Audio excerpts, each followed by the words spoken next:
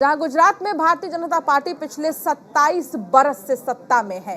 इस दौरान बीजेपी का प्रदर्शन भले ही ऊपर नीचे रहा, मगर इन सालों में बीजेपी को सत्ता से कोई बाहर नहीं कर सका।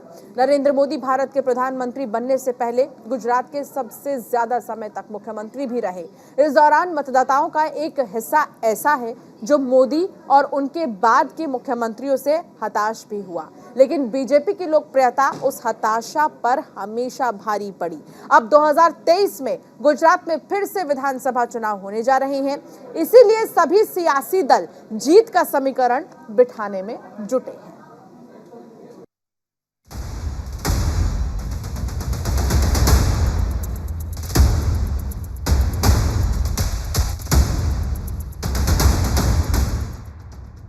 गुजरात में विधानसभा चुनाव करीब आते ही सियासी दल जीत का समीकरण बिठाने में जुट गए हैं।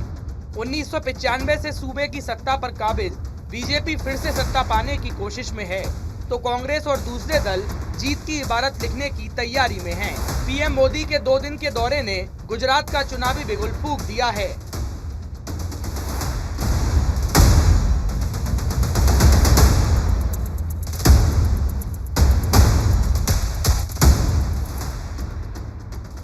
प्रधानमंत्री मोदी 29 और 30 सितंबर को गुजरात दौरे पर हैं।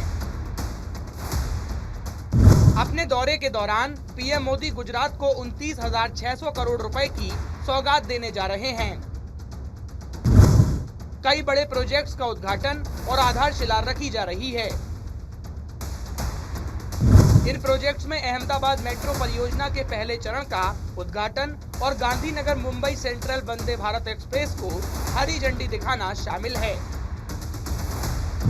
सूरत में 3,400 करोड़ रुपए की लागत वाली परियोजनाओं का उद्घाटन जल आपूर्ति, निकासी, ड्रीम सिटी, जैव विविधता पार्क और सार्वजनिक बुनियादी ढांचे से जुड़ी विकास परियोजनाएं हैं।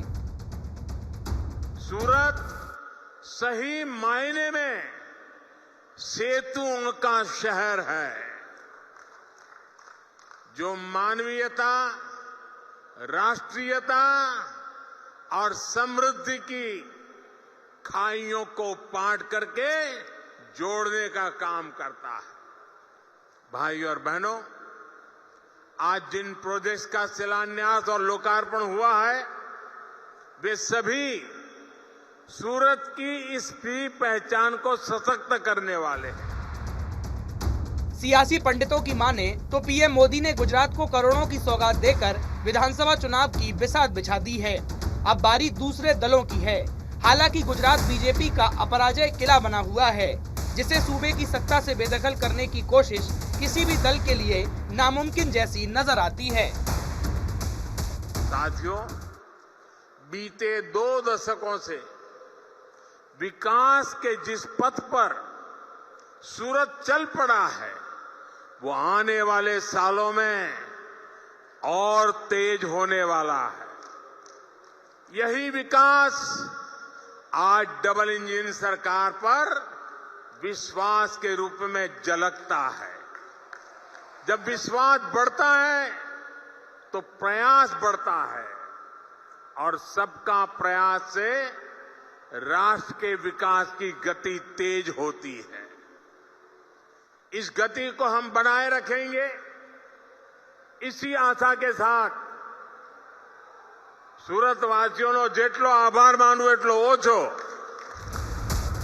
बीते 27 बरस में गुजरात विधानसभा चुनाव में बीजेपी का प्रदर्शन ऊपर नीचे होता रहा है, लेकिन इन 27 साल में सत्ता हमेशा बीजेपी के पास ही रही है। गुजरात का 2017 का चुनाव दिल्ली में सरकार चला रही आम आदमी पार्टी ने भी लड़ा था, लेकिन उसे कोई कामयाबी नहीं मिली थी। आपने 29 सीटों पर चुनाव लड़कर करीब 30,000 वोट हासिल किए थे। आम आदमी पार्टी किसी भी सीट पर अपनी जमानत तक नहीं बचा पाई थी, लेकिन इस बार वो काफी आक्रामक अंदाज में चुनाव की तैयारी कर रही है। दिल्ली के मुख्यमंत्री अरविंद केजरीवाल, उप मुख्यमंत्री मनीष सिसोदिया और पंजाब के मुख्यमंत्री भगवंत मान लगातार गुजरात का दौरा कर रहे हैं। राजनीतिक विश्लेषक इस बार के मुकाबले को त्रिकोणीय मान रहे हैं। हालांकि पीएम मोदी ने सूबे को करोड़ों की सौगात देकर अपना मास्टर स्ट्रोक चल दिया है, जिसे देखते हुए लगता है कि इस बार भी गुजरात में कांग्रेस की राह मुश्किल ही रहने वाली है। Bureau report, news India.